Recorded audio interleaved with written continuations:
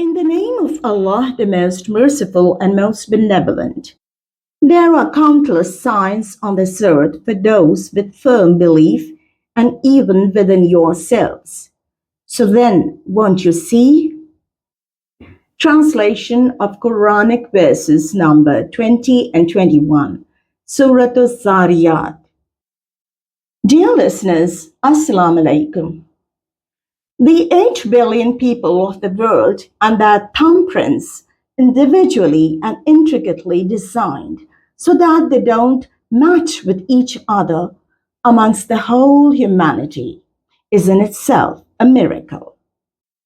And on top of that, their DNAs bringing forth a divine plan in which there is not only this earth that we survive within, but the whole universe surrounding us is involved. This inevitably and definitely shows and slowly and gradually, with the passing time, unfolds and exfoliates that grand plan of Allah. But still, we are so stubborn that we don't succumb to His will, but rather avoid obeying Him.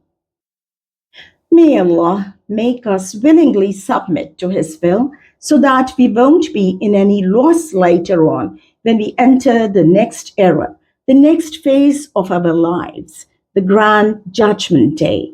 Amen. Take care and stay blessed.